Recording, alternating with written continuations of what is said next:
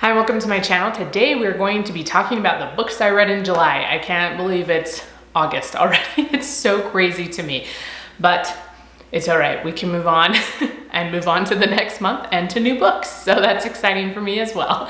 If you are new to my channel, I created this channel as a homeschooling resource to do different curriculum and organizational ideas and ways to invite Christ into your homeschool space. So if you're interested in those things, please hit that subscribe button and let's talk about books. So books are my favorite. I've mentioned that so many times. I love to read, I love to learn, and I just think it's so important as a homeschooling mom to keep teaching our kids to learn and be continually learning ourselves.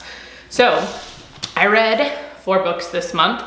I think I might have read a few fluff books. I can't really remember. They would have been at the very beginning of the month, but I'm also one that I have to read the book. I'm not very good at listening. I don't like listen.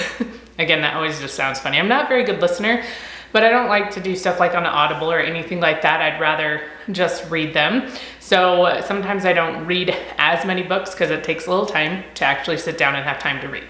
But anyways, let's talk about these books. So the first one is Where the Wind Leads.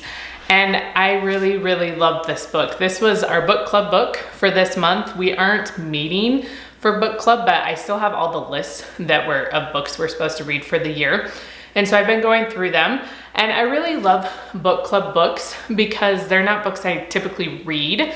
I kind of stick to very similar genres, so like human development books and Regency romance. That's basically, like, I throw in a few other things there and there, here and there. Whatever I'm trying to say. We get adventurous occasionally, but book club provides me with different insights of books that I wouldn't normally read, but I actually love most of the books that we've read in book club. And this was one of them. So this is about Vietnamese refugees during the Vietnam War, like around that time. And then, so they're leaving and they're coming to America.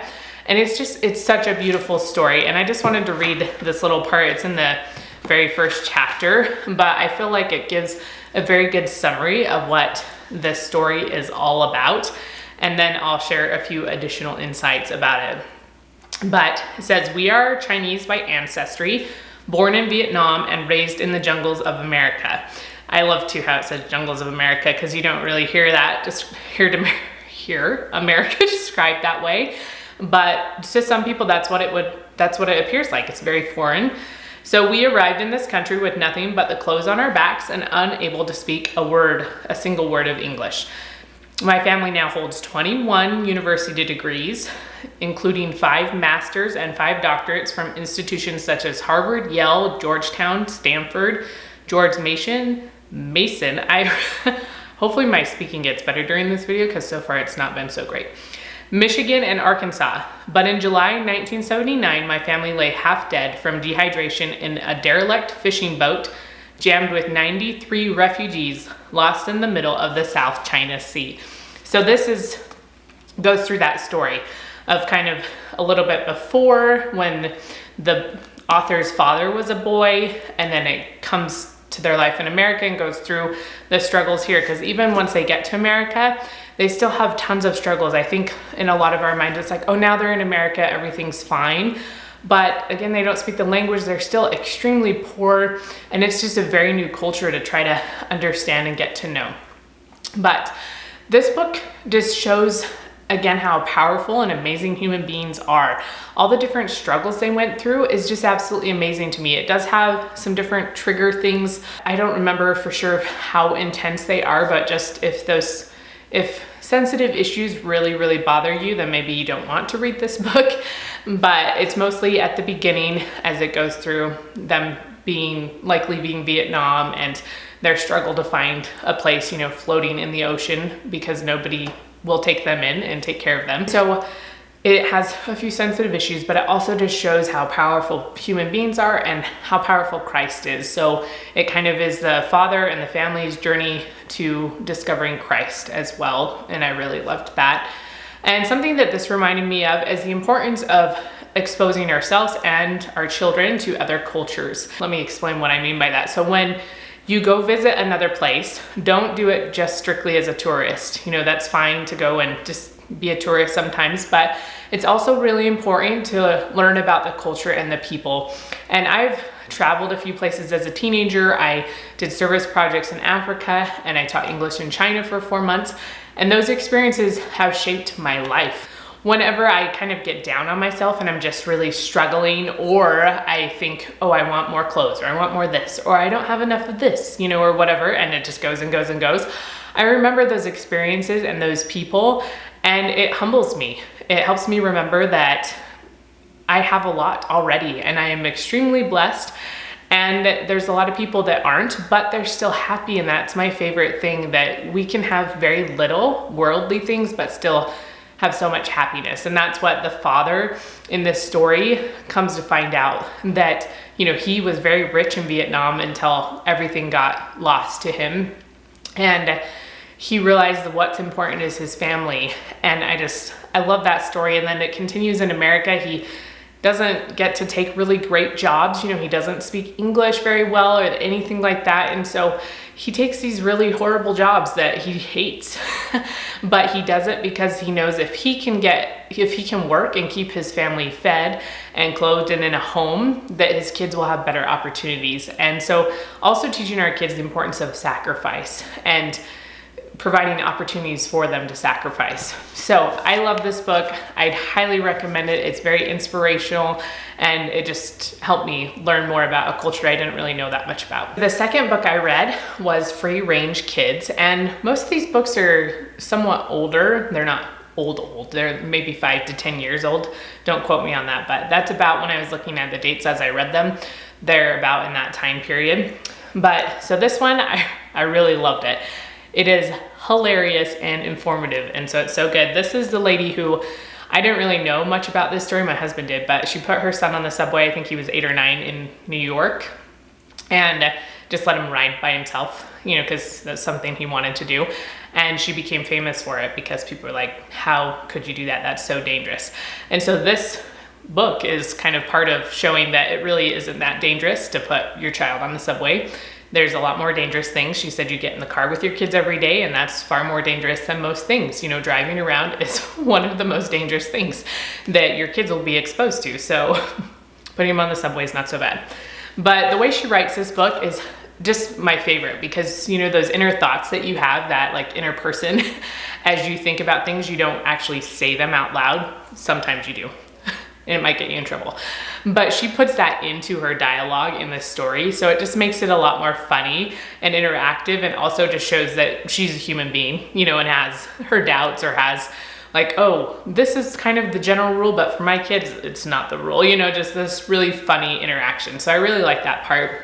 And then she goes through 14 free range commandments. So that's what a big chunk of the book is these commandments of things that kind of make us hesitant to let our kids be free range. And then at the end of each chapter, let me just turn to one, she always has this going free range right here, and she has suggestions in stages. So she'll have a baby step 1, a brave step, and a giant leap. So just things that you could do to be a little bit better about being free range in that area. And I just really like the suggestions because it gives us something that we can do with the book, instead of, oh, just reading a book and then, okay, done, now what? But just some ideas. If you have an area you struggle in, then you can look at her suggestions and go from there.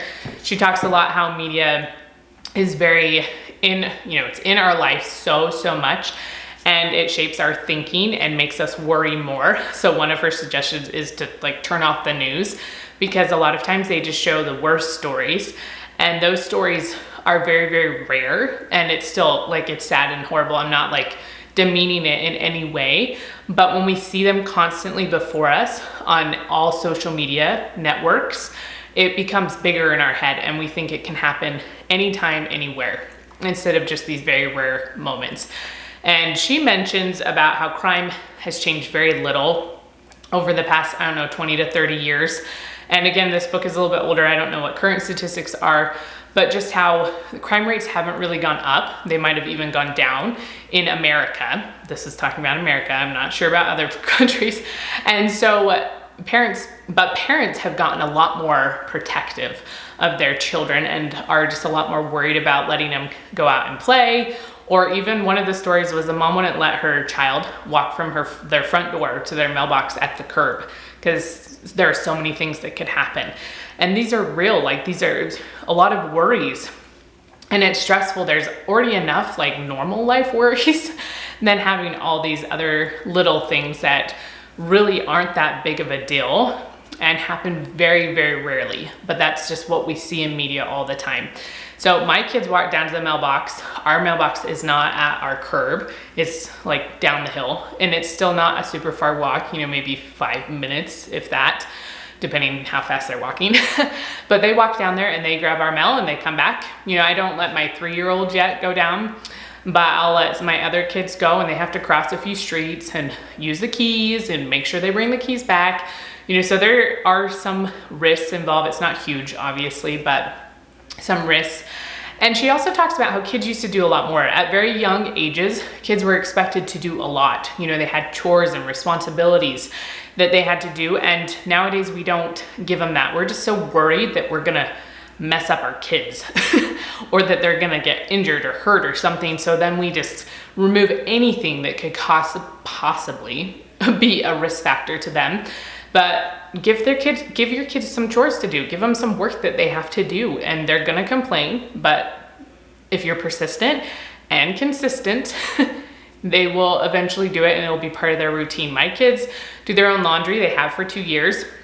My oldest is 8, my youngest is 3, and my 3-year-old does her laundry with her sister. They share a room, so their laundry's in the same like bin. So they each have their own individual bins, but they all know how to put it in the washer, put the soap in, push the start button. They know how to put it in the dryer. They know how to set the timed thing, not just the sensor dry, because it doesn't really work very well. So they know how to do that, and they don't fold them, but they do put them in their drawers. And right now I don't care if they don't fold them, because that means I just don't have to deal with it. So they go through all these stages and they know how to do it. And my 3-year-old usually fights with their sister about who gets to put the laundry away. So if you teach your kids how to do these things, they will be a little bit more excited about work. Maybe not every job, but they'll be more excited. So again, this book has a lot of great things. At the very end, she goes through A to Z things that you might struggle with, that you might have a hard time with. So she has raw doughs, raw dill. Some of them are a little sillier than others, but this is talking about eggs, raw eggs, and letting your kids eat raw cookie dough, and how it's very rare that anybody's ever died from it. And so things like that. And she'll go through school shootings and how we see them a lot in the media, but they are very rare, which I learned about in my college classes. I had an adolescent development class, and we talked about how very rare it is, and it's still horrible, it's sad, but it happens extremely rarely. So not to worry about those things. But so that's kind of fun. Some of them are, again, a little bit more silly. Some of them are fun. So she just has all these different things at the end to kind of reassure you. She uses a lot of statistics, and it's just a lot of fun. It was a really good, quick read. So the third book that I read is The Power of Play. So these two books are both development type books, and I usually find these from reading other development type books.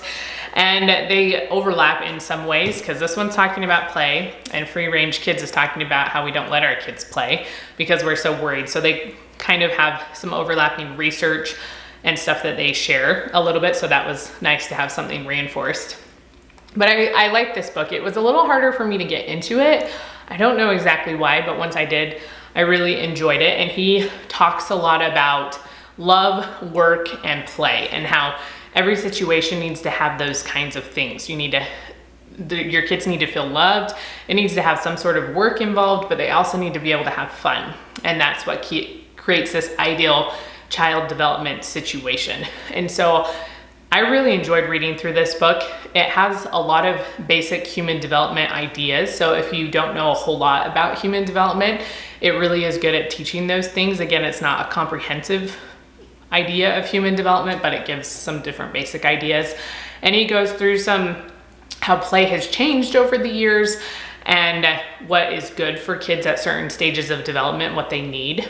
And he talks about toys and how toys that make noise are not always a good thing, because they discourage imagination. So I have become a minimalist when it comes to toys. I just get rid of toys. I don't like the ones that make noise. And he mentions that a lot of kids, if they have too many toys, it discourages their imagination. It's actually better for kids to have less toys, because then they have to really get to know that toy, and it uses their imagination a lot more. So that is something that's a suggestion, is maybe get rid of some of your toys, or maybe just don't get as many. You know, he talks about how birthdays and Christmas used to be really special because kids would just get toys on those days. But now they just kind of get them all year round, so they're not really special anymore. And again, toys that make noise or like tell kids what to do really discourages their imagination. So it's better to get things that they're able to use their imagination on themselves and create their own dialogue instead of something telling them what they're supposed to do. And then also return to using like natural elements like wood toys, like wool type stuff or cloth. Those types of things are really good for kids and to be able to touch them, and then obviously let them go outside and play. And nothing bad's gonna happen, most likely. Okay, don't like quote me on that, but they can go out and play and just have a lot of fun, and they can learn so much from that. So I thought this was a really good book, a really good overview of play and what our kids should be learning, and then also just giving a good idea of how play has changed over the years. So the last book I read is Planting Seeds, and this is one of my mindfulness books. I had gotten 4 or 5 of them, I believe, and I'll link some of those posts down below because I reviewed one last month in my June books, and then also in my homeschool haul I talked about them a little bit. So I got through this one.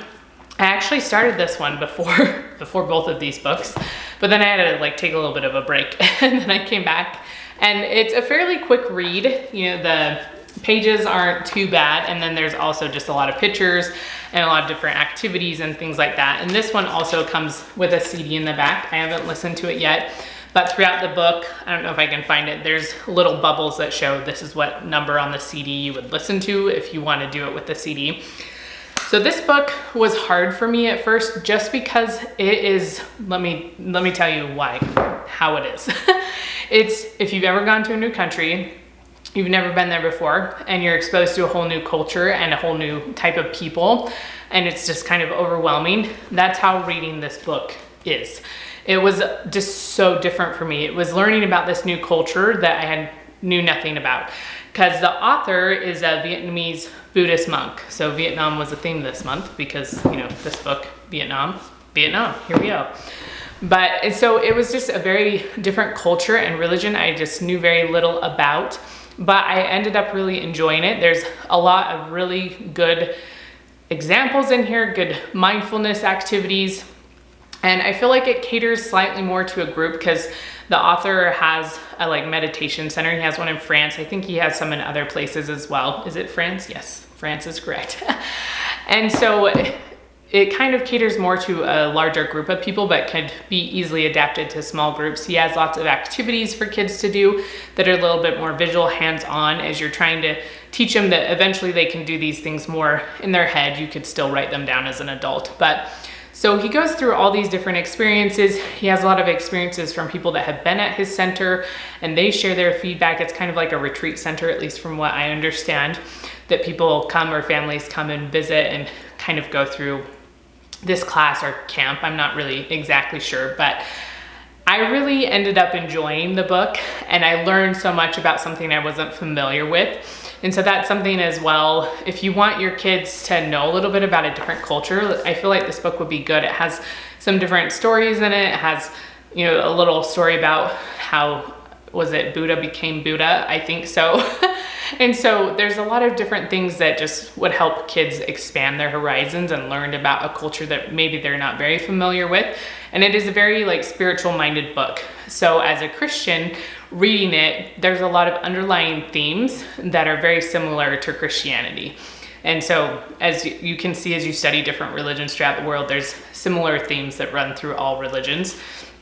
So I really enjoyed that book. I enjoyed the idea of planting seeds and, you know, helping, like really understanding your inner self. And it also talked about having this bell that you ring that kind of stops everyone. And in my church group, when we lived in California, they have a group called Primary, and it's a bunch of young kids. And our group there was huge with young kids. And they were a little bit rambunctious, and you want them to be quiet for a lesson. And so we actually got a bell, and it worked. Like, we taught them what they needed to do when we ring the bell. Like, you're supposed to be quiet, and we'll sit here and think for a few seconds. and then we'll ring the bell again, and then it'll be time to focus. And it's kind of a similar idea. He talks about it all throughout this book of having this bell that kind of calls kids to attention or calls them to their inner self. And it works. I've seen it work. And so I don't know exactly what I'm gonna take away from this book, but I really liked a lot of the different exercises, the different ideas, and I feel like a lot of them will help me and they'll help my kids. And so I'm excited to go through it a little bit more and use some of these mindfulness activities. So those are the books that I read this month. It was exciting, it was fun. I really enjoyed learning what I learned. And so if you have book recommendations for me, please list them below because I'm always looking for more books. I love them so, so much. And give this video a thumbs up if you enjoy seeing these types of videos, and we will see you next time.